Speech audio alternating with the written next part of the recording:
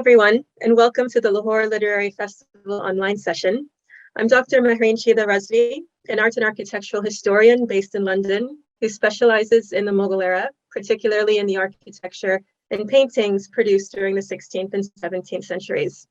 It's my privilege to introduce this session, in which the esteemed Mughal art and architectural historian, Professor Ebba Koch, will be speaking about the Hiran Minar, located outside Lahore, similar structures in India, and on aspects of the Mughal hunt. Hunting was an integral part of Mughal court culture, but it was not merely a sporting activity. As you're going to see, the hunt served multiple functions, especially when it was undertaken by the emperor. Under those circumstances, the hunt was a presentation of political and military strength. It was a way of surveying one's kingdom, and of reassuring the populace that the emperor was actively watching over his empire and, by extension, his people. The hunt could, in effect, be a performative act of governance that was entwined with the administration of the empire. For example, and quite a relevant example considering what's happening in the world today, when the plague was rampant in and around Agra in 1618 to 19, during the reign of the fourth Mughal Emperor Jahangir, Jahangir based himself and his court at Fatehpur Sikri, rather than in Agra, in order to escape exposure to the plague. Yet, he undertook hunting expeditions into the region of Amanabad, located between Fatehpur Sikri and Agra. And this took him right up to the limits of the areas around Agra affected by the plague. By carrying out hunts into Amanabad during this time, Jahangir presented himself as a present, virile, potent ruler, still actively engaged in ruling his domains, even during such a time of crisis. There was also a symbolic aspect to the imperial hunt. Through such activities, the Mughal emperor was able to convey their control of nature and their ability to bend nature to their will, symbolizing an aspect of their universal kingship. To aid them in their hunting endeavors, the Mughal emperors used trained animals, ranged from hawks to dogs to cheetahs to even deer, and some of the emperors developed connections with these animals, considering them more as pets than as mere creatures. And this is what led to the construction of the famous Hiran Minar in Sheikhupura. Jahangir had a favorite antelope in his menagerie. When this deer died, Jahangir built a tower to commemorate him. The area where this was built, today called Sheikhupura, but during Jahangir's reign, known as Jahangirpur or Jahangirabad, was heavily developed by Jahangir himself. He writes in his autobiographical memoirs, the Jahangirname, that it was his hunting preserve when he was a prince, and he, at that time, built a village there. He then had members of his court construct buildings there, even after he became emperor. And these constructions included a fort and the famous tank and pavilion aligned with the Hiran Minar, all of which draw visitors to the site today. And while a pavilion was indeed constructed in the middle of the tank during Jahangir's reign, as we see it today, and as Ebba will tell you, the structure is attributable to the patronage of Jahangir's son and successor, Shah Jahan. It is from his autobiographical memoirs that we're told Jahangir ordered the construction of the Hiran Minar to commemorate the burial site of the antelope Hansraj. In writing of the antelope, Jahangir profusely praised the animal, describing him as being, quote, without equal in tame antelope fights and trapping wild antelopes, end quote. An inscription on the Hiran Minar indicates that Hansraj was captured in the vicinity of Jahangirpur, so it's only fitting that he was buried and commemorated at the site. There's so much we're able to learn from the careful observation and study of buildings, the history of their production, and how they're interrelated with the courtly culture that surrounded their creation. Towers like the Hiran Minar and its accompanying complex at Sheikhupura are no exception to this. And on behalf of the Lahore Literary Festival, I'm delighted to welcome Professor Ebba Koch to share with us her expertise on it, on associated towers constructed elsewhere in Mughal India, and on the hunt. Ebba has taught at the universities of Vienna, Oxford, and at Harvard. She specializes in the architecture, art, and court culture of the great Mughals of South Asia and their artistic connections to Central Asia, Iran, and Europe. She's published numerous papers in journals and volumes on Indian and Islamic architecture and art, which also addresses cultural issues of interest to political, social, and economic historians. Ebba's book, The Complete Taj Mahal and the Riverfront Gardens of Agra, first published in 2006 and reprinted in 2012, has become the standard work on the subject, and it's indeed a book I am very frequently and consistently referencing in my own research. She recently edited, together with Ali Anushar, the collective volume, The Mughal Empire from Jahangir to Shah Jahan, published in 2019, which I was very happy to be a contributor for. And presently, she's working with the Al Khan Trust for Culture on a museum for Humayun's tomb at Delhi and an accompanying book for its permanent exhibition. To say Ebba's work in the field has been seminal is in no way an exaggeration.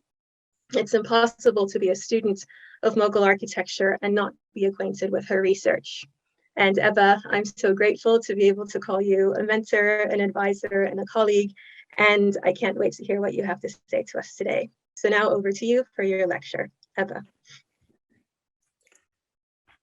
Thank you very much, Mehreen, for this lovely introduction. And of course, we know each other since a long time, since you completed your dissertation on Jahangir's book at SOAS in London. And I also would say that I'm really glad to speak again at the Lahore Literary Festival, so in a webinar manner. And of course, I shall miss the wonderful audience I had in 2013 when I spoke at the festival. So it's almost 10 years ago, and in 2013 at the Alhambra Hall.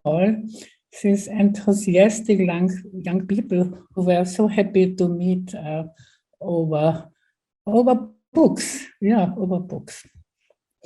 So right. I'm going to share now my screen. Hopefully it will work. So the title of my talk is rather long. I read it out to you. The Water Palace of Hiran Minar and the Imperial Mughal Hunt, its political and symbolic importance, its technique, and its legitimation in poetry and representation in painting.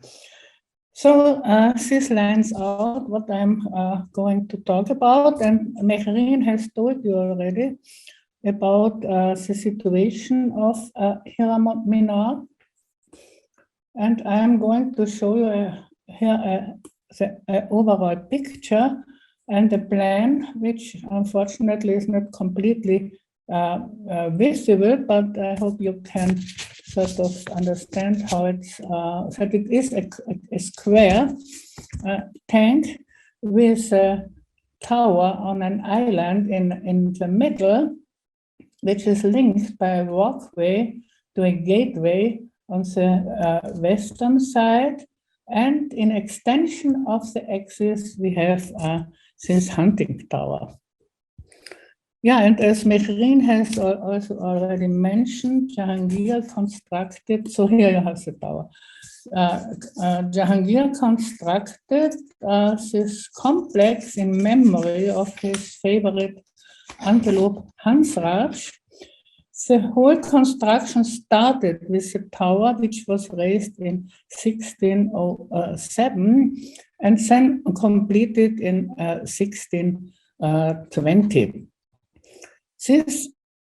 At this time, he writes that the tank and the splendid building in its middle had cost 150,000 rupees, and that it had been supervised first by Sikandar Mu'in and then by Iradat Khan. The tower was constructed as a shooting box, but I also would like to show us an image which Jahangir had painted of one of his favorite antelopes, and the way it's decorated with this necklace of rubies, pearls, and emeralds, and other gold trappings, one could think that it might possibly be Hans Raj. Here, another of his hunting pictures, and yes, as you can see, he feeds the antelope with his own blessed hands, Bedaste Mubarak Hehud. So, here is another image of Jahangir in the forest at the night darbar, and his favorite antelopes get a special evening dinner. That's also a painting of the Gulshan album, which is today in Tehran in the library of the Gulistan Palace. So now the tower served as a shooting box and was probably originally studied with trophies of his game. And in this way, the Mughals, like to show themselves publicly as hunters. A famous example is obviously the Hiran Minar at Fatehpur Sikri, which has been studied with elephant tusks. Jahangir built the Hiran Minar, but previously Akbar had already incited his orthodox critic Badaoni by, lining the major roads of his empire not with philanthropic caravanserais, but with milestones in the form of small minarets, the so-called cruise minars, which were studied with trophies of his game. He elaborated here on an Iranian tradition of exalting the ruler as a hunter. You see here on the left side an example which the German traveler Kämpfer recorded in Isfahan. In 1634, the Hiran Minar complex was remodeled by Jahangir's son and successor Shah Jahan, who, according to his official historian Lahore, felt that it was not as it should be, Bayat Nabud, and therefore Shah Jahan commanded the construction of a new building, Imarati Digar. It was completed within a year at a cost of 80,000 rupees. So to give us an idea on the amount spent, the screen around the Taj Mahal, the marble screen, which was put up by Shah Jahan in 1643, had cost 50,000 rupees. So today it's difficult to access what Lahore meant by this new building, and to what extent the main pavilion and the complex were really reconstructed by Shah Jahan, because the style of his early brick buildings faced with plaster did not change so much in the early years of his reign from those of Jahangir. Now, this involvement of Shah Jahan made me to study the hunting palace in detail, because it fell within the context of my project of documenting and analyzing the palaces and gardens of Shah Jahan, which I conduct since the late 1970s. I did this work together with Dr. Yunus Jafri, who was then late Dr. Yunus Jafri, I have to say, because regrettably he died a few years ago. And we went through the sources of Shah Jahan's period and found out about 50 palaces and garden complexes. And based on this, I undertook field work with the Indian architect Richard Barrow. And obviously, we encountered wildlife, like here's this cobra in the palace of Daulatabad in the Deccan. And we also had to rely, because we were a small team, very often on local help. And so the Hiran Minar complex makes part of this survey. And here Shah Jahan, if he changed, but anyway, I think he kept largely to the original design of a pavilion in the middle of a tank, which relates to a well-established Mughal form of pleasure house, which was otherwise not used by Shah Jahan for his hunting palaces. An example which is quite similar to the Hiran Minar complex is a water palace today called Burhiya Kartal, which is at Itmatpur, east of Agra, which was built sometimes before 1578 by Itmat Khan Khaja, who was a high-ranking eunuch in Akbar's administration. He was in charge of the revenue department and the treasury, and obviously could afford such a large complex.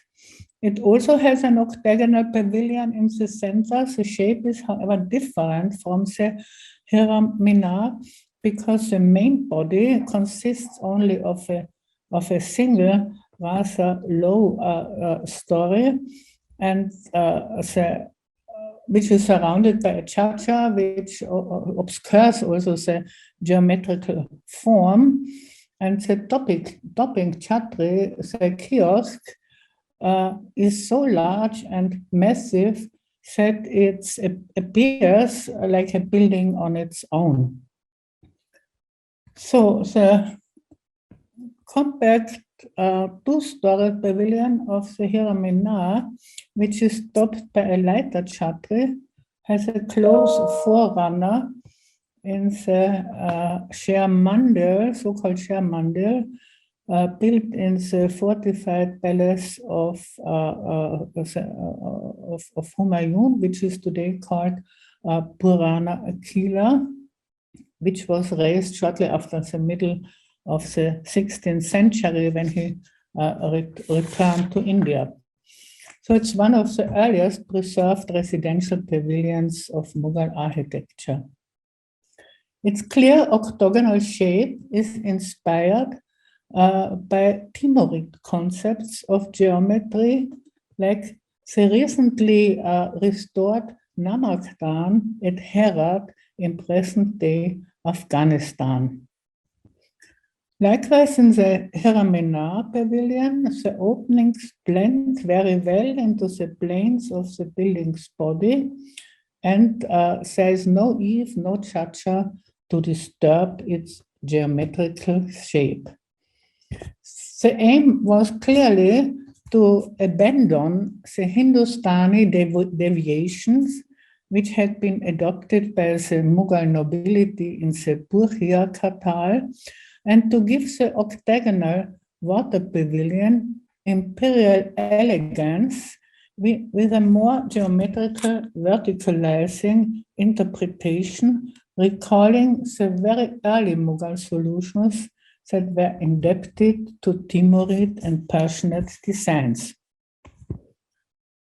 So this hunting palace, this reflects the importance which the Mughals gave to the Mughal hunt. And so I also studied the Mughal hunt to understand the context in which these buildings were raised. And in 1981, I was invited by the Free and Secular Galleries in Washington, D.C. to speak on a hunting picture and also to publish my findings. So as Mehreen has already pointed out, all the emperors were dedicated to shikar or hunting, which was a royal pastime par excellence. By the way, this included also Aurangzeb, but he made sure that on Fridays he would return in proper time for the Friday prayer. And the hunt plays also an important role in the literature and art. The Mughals saw hunting not only as a royal pleasure, but as we have seen in the towers also as a mean of self-representation and as an instrument of rule. According to the Mughal theory of kingship, which was patterned to a large extent on Persian models, the hand of the ruler symbolized, in a general sense, his power to overcome the forces of evil. And this was often meant in a political sense. A hand, and in particular, I have the emperors anyway, I guess you probably know them. So to show, here's two hunting pictures. So with a lion hunt, one of them, by the way, of the Lahore fort, of the picture wall of Jahangir. So it symbolized his power to overcome the forces of evil. Hunting was also, understood as a peacetime extension of warfare to control rebellion-prone chiefs. And it was also a means to establish a bond between the Mughals and the indigenous Rajput clans because it appealed to the Kshatriyas' ideals of this warrior caste. This is demonstrated by a famous hunting episode which involved Jahangir and Shah Jahan when he was still a prince. In 1610, they went with a small hunting party after a lion in Bari in Rajasthan. And this event is shown in the famous Bachanama at Windsor Castle, and this is this image on the right side. So the lion had turned up unexpectedly during an antelope hunt, but even if the hunt had been planned, it could not have been staged more successfully to display in an almost programmatic way kingly courage and the bond which hunting established between the Mughals and the Rajput subjects. Because in the course of events, a Rajput noble, unauthorized, saved the life of a Muslim emperor and had his life saved in turn by the designated successor to the throne, Hiran, at the risk of his own life. During a personal combat between lion and man, so the hunt had indeed epic dimensions. Moreover, Hiram's achievement against the lion put him into the ranks of the great Oriental hunters of the past, which were, especially the Sasanian and the Achaemenids, which were popularized and mythologized in Ferdowsi's Shahnameh and deliberately emulated by the Mughal nobles as model kings and model hunters. So the depiction of Hiram slaying a lion with his own hand testifies to his ability to fulfill his kingly functions and legitimate the prince as a rightful successor to the throne. Allusions to the hunt were also, to show that the hunt could enable the ruler to have spiritual experiences by meeting religious ascetics, like Akbar fell in a trance during a hunt in the Punjab.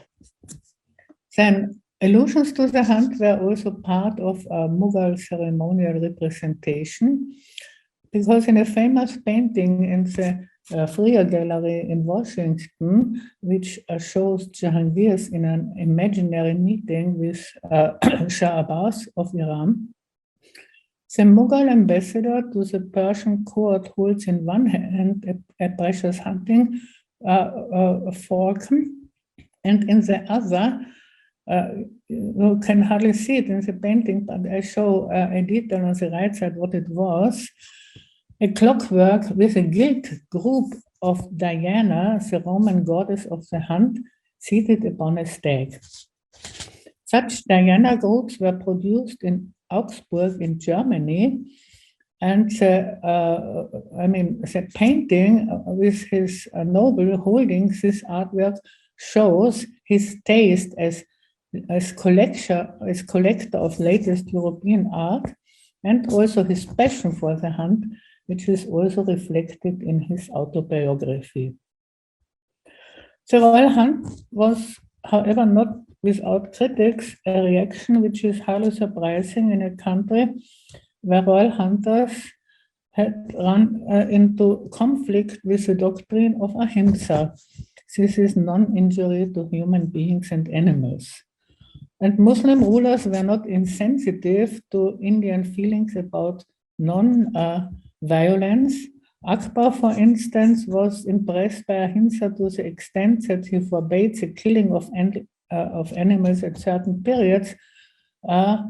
And his son and successor, despite of being one of the most eager hunters of the Mughal dynasty, felt compelled to follow his father's example. When, however, on forbidden days, his hunting passion got the better of him, he hunted either with cheetahs, so he would not kill himself, or he asked his wife Nur Jahan to shoot in his place.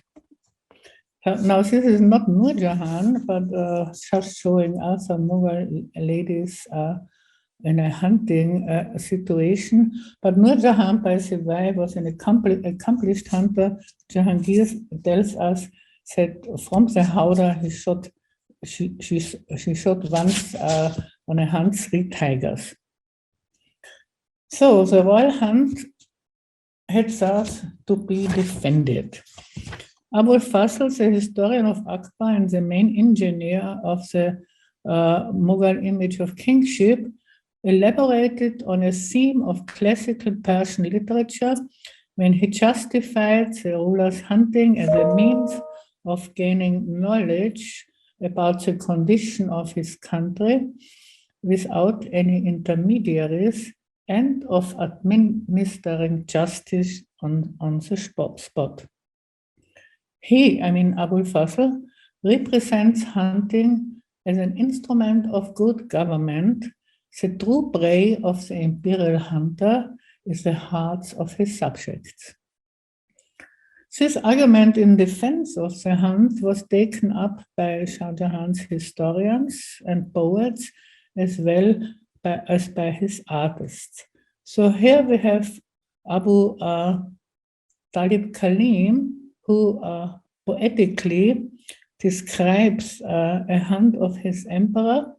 And as you can see in the last line, it was for him a means, to say justice. Whenever he heard a cry from one who sought justice, he drew up his reins. So he did not need any witness to judge between the oppressor and the justice seeker with his great imperial insight.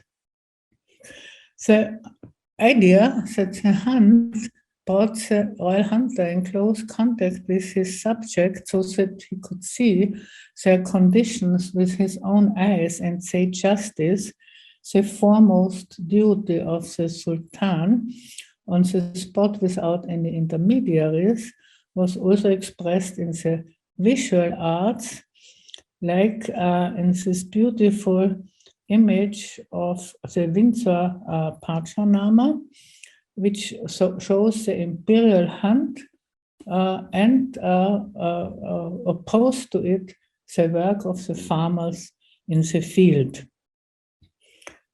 which appear in the distant landscape. So in this hunting scene, the emperor is engaged in a form of the hunt which was so far not depicted in Mughal painting. He has obviously taken place, position before sunrise. We see the sun here rising. And to make sure of his success, huntsmen would have driven the game slowly and carefully in his direction. We see a hunter here, one of these huntmen, driving the game towards the emperor in the foreground. Now, this was an ancient hunting technique in which the drivers would also employ animals, tame animals, or also cows, and but mostly tame deer, and hence the hunt is called shikare ahu ba'ahu, to hunt antelope with antelope. And Hans Raj, Jahangir's favorite antelope, earned fame in this type of hunt. So also in Akbar's eyes, this shikare ahu ba'ahu had the connotation of being less noble.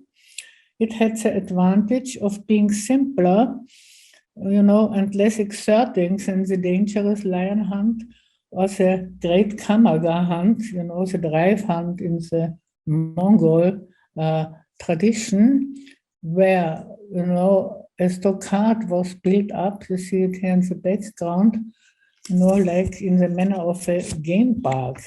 And in this temporary enclosure, the animals were brought down systematically, because first the emperor would hunt. You see him here on the left side, and again on the right side, it's a double image. And afterwards, also selected nobles were allowed into the enclosure, and other chosen men, even from the army. So the representation of the Kamaga hunt emphasizes the warrior aspect of the ruler. He is shown like in the battlefield. But by the time of Shah Jahan, the Mughals had established themselves firmly as rulers of their vast empire, and this affected also the attitude towards hunting. Hunting was still represented as an instrument to rule. However, the concept that leadership should be, demonstrated through the display of personal bravery in a hunt moved increasingly into the background, and the hunt as an interpretation, as a metaphor of good government, moved into the foreground.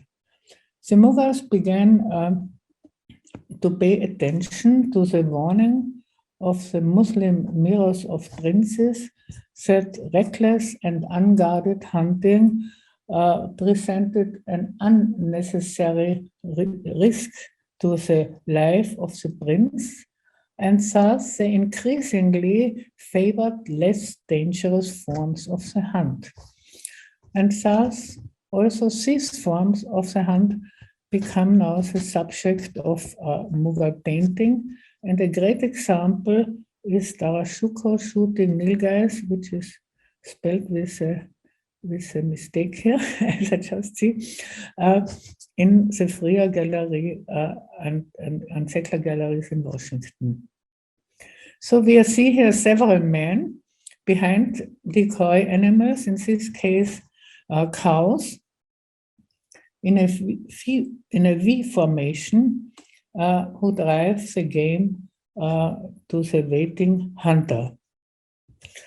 So one had to sort of go very careful about it, because taking advantage of the fact that the deer, the game, has less,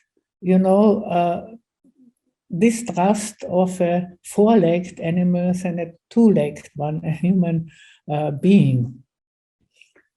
So we see here Darashuko and the later one of a later image we show Shah hunting, presenting us with different moments of the hunt, because Shah Shuja's image depicts a moment when one of the beasts froze and stared, moved perhaps by a whiff of human scent, and by this half-doubt, I quote here comments, which any man who has hunted seen in the mind of his quarry. End of quote.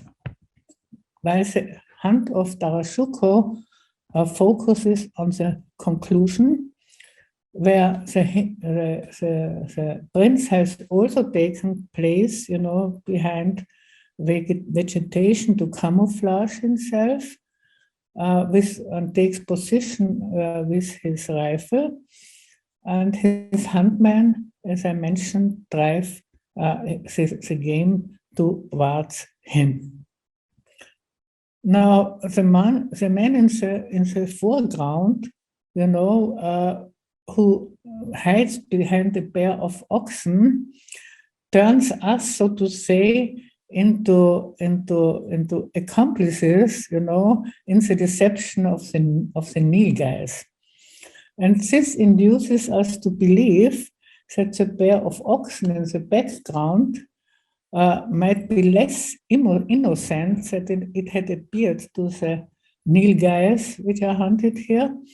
And indeed, a close-up shows another man who uses the pair of bullocks as a cover. So the hunt man concealed from the Nilgies by the oxen have driven their prey in a V formation towards the stationary huntsman who has been waiting in hiding to shoot at the game. So, indicting animals to move to a point where they are vulnerable to the attack of a waiting hunter is actually a feature of tribal hunting. And that the Mughals were interested into, perhaps I should, I think I can go on from here.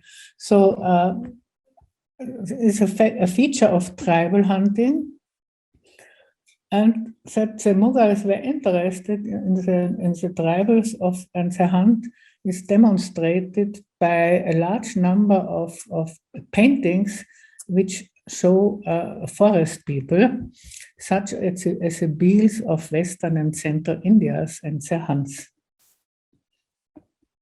So here we have some. So the tribal hunters used as a deceit a lantern in conjunction with a bell. And this form of hunt existed also in England, where it was called low belling. So the sounds of the bell would attract the game, while the light would dazzle it and allow the hunter to take it. This Gantahera hunt, as Abul Fazl calls it, exists, as I said, in numerous versions. And the image might have acquired this popularity because it held a strong erotic and mystic element. To the Persian-educated Mughal court, it must have evoked the favorite metaphor of Persian poetry of the moth burning its wings in a candle as a simile for the lover giving up himself for the beloved. And for the Muslim mystics, it was a metaphor of the soul seeking total union with God. So here we have another image of this hunt. So you see here the lantern, which blinds the animals, and then the hunter, the companion hunter who shoots them. Here again. So it was a very popular image and often illustrated, and as I think because of these connotations. And the poets of the period also dwell on this excuse of the hunt. Here's Shah Jahan's court poet Abu Talib Khalim. Longing for the emperor's arrow, the prey leaped and jumped so in the hunting ground that the wild animals, wishing they could run faster towards the emperor, envied the speed of the birds. The yearning of the prey for the hunter was greater than the emperor's desire for the prey. When the prey was missed by the king's arrow, it was humiliated in the hunting ground. Now this brings us back to the hunt of Shah Jahan, because we see here that the role of the man driving the antelopes to the ambush is minimized. It's merely symbolized by the waving hunter in the foreground. Ruse, violence, and killing are absent, and the scene has almost the character of a darbar or an imperial reception. This visual rendering reflects the embellishing representation of the royal hunt by the poets, who depict the game so eager to be hunted by the emperor that it offers itself voluntarily to his gun. To conclude, we can say that the Mughal hunt in lived praxis, architecture, literature, and art vividly confronts us with the grand drama of life and death that was the imperial hunt, and helps us to see that along with the pursuit of the kill were the politics of imperial legitimacy, demonstration of martial prowess, and territorial dominions, which was in a way permanently demonstrated by the architecture devoted to the hunt. Thank you. No, Ebba, I just wanted to say thank you so much for this really fascinating and interesting talk. And I have so many questions just kind of jotted down as you were speaking. So we do have some people who have joined during the talk. So if anybody does have questions, please put them into the chat and we can ask Ebba. And in the meantime, I'm going to use my privilege of moderating to ask a few questions myself. I find it, well, first the comments, I find it so fascinating that we have this verse by Khalili about the animals wanting to be hunted and that, you know, they're humiliated if they don't if they don't actually get hit by the arrow or hit by the bullets. I think that's just such a brilliant turning on its head, you know, the idea of the hunt, that these animals are yearning to be privileged enough to be killed by the ruler, which just is so interesting to me. Imperial propaganda. Yeah, I think that's just the key to understanding so many of these, you know, these images, these words. A small question, but before some of the others, but just thinking to the beginning of your talk and looking at the pavilion in the Hiran Minar complex and the relationship to the earlier pavilion of the Purana Kila, going back to the Timurid examples of these octagonal pavilions. As you were talking, I was then thinking, do we have later examples removed from a garden setting of a standalone octagonal pavilion? Because I'm trying to think of the palatial complexes and you know, the other kind of architectural spaces which the Mughals build. Do we see the octagonal pavilion falling away as a standalone construction after a certain point? Yeah, I think one could say so. I mean, at Fatehpur Sikri, we still have the Hada Mahal, you know, outside the complex near the lake, which is, no, but obviously it's earlier than the Hiran Minar. But after that, yeah, I can't think of any later examples. So it's really, it's going out of fashion, one could say, after this. But I really wonder how much Shah Jahan really added, because I think it's a bit, it has been a bit exaggerated by the historians, because Shah Jahan had really an obsession with rebuilding the constructions of Jahangir. You know, he moves to the north of the emperor to Kashmir, and on the way, you know, he has either I mean, Jahangiri constructions altered or even pulled down. So these buildings were not as they should be, you know, this Lahore tells us. So I have the feeling he didn't do all that much to Hiran Minar. But on the other hand, it was 50,000 rupees, so which was not so. I mean, it was 1/3 of the construction cost. No, exactly. That's quite a large amount. I mean, that's half of what was supposed to have been spent on Jahangir's tomb. Yeah, right. Yeah, so. Which does kind of then conjure up quite a lot of work going on at the site. But then, as you say, you know, decoratively, it still looks very Jahangiri. Yeah, it fits perfectly. No, but on the other hand, I think you saw it also in Jahangir's tomb, that the style doesn't change so much, especially not like that. So for Shah Jahan, this was pretty early, 1634. So it would, and obviously he would have used, perhaps it was just, I mean, he would have used local builders. So perhaps it was just, restoring it, or perhaps making the tank a bit deeper. Yeah.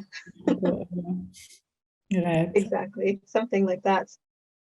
Can you just say a little bit more when you were discussing the painting from the Padshaname of Khurram killing the lion and saving the Rajput, the Rajput. That I found really, really interesting. This idea of the hunt being reflective of this, these close relationships with figures outside of the court. And I wonder if you could say a little bit more about that. Is this something that you're saying in relation to this painting exemplifying this connection, or do you think it speaks to a wider association that the hunt was exemplifying in that context? Yeah, obviously, because the Mughals had to rely on the Rajputs, to administrate the vast empire, and they were integrated into the Mansabdar system. So obviously, it was important for them to establish a good relationship, and the hunt was something which created a link. And obviously, in the Indian context, the Rajput hunting was not without problems either. And in India, when we lived in India for 10 years, once I was taken on I'm not a hunter, really not. I wouldn't touch a gun, but I was taken on a hunt by the Maharaja of Jodhpur. And it was fascinating for me to see that, even at the end of the 20th century, the hunt served a similar purpose, because when they had a break in a village, the villagers would come, and make some offerings, and then in turn they got some money. And then I discussed it with the Maharaja and then told him about this, excuse of the hunt of the poets. And he said, yes, even in India, there is a belief when a game is shot by a prince, it will be reborn in a better station. So, it was quite an interesting aspect. So even, so it's a obviously. And the other thing which I think comes out in this poetic descriptions of the hunt and the painting is a link to the subject. It was a means to say justice on the spot, which obviously was the foremost duty of the prince. And so the hunt also is excused in this manner, and very beautifully shown in the painting with the farmers in the background. Yeah, so Yeah, right. absolutely. Yeah, no, it had a very important social function. At least, Mm. No, I mean, at least in theory. Yeah. yeah. No, I mean, it's so interesting because, you see these, these fabulous paintings, you hear about these activities which are undertaken, and unless you go deeper, it's just a sporting activity. But the fact that there's so much more Yeah. to these activities for what they symbolize, for what they represent, it's just absolutely fascinating. I do have more questions, but I feel like we're I just wanted to add, Shah Jahan had a hunting ground in Palam, and as hunting tower, he constructed a copy of the Qutub Minar, a smaller version of the Qutub Minar. Yeah. But as I argued, it was not to demonstrate, military dominance, but his sort of interacting with his people in the context of the hunt, which made him to be a just king and to treat them justly. Okay. Anyway, I wanted to add well, this. as you say, imperial propaganda. I don't think we can understand anything that the Mughal emperors are doing unless we keep this idea in mind. That in a way everything comes down to propaganda and how they're presenting themselves. I think we have come to the end of our time for the session, so I will be in touch with you separately about other questions I have. But otherwise, it just leaves me to say thank you so much to Professor Ebba Koch for this really fantastic and insightful talk. And on behalf of LLF, we're delighted that you were able to be with us today and join us. And so thank you very much, Ebba. And I hope that everybody enjoyed the talk. And thank you so much for joining us today.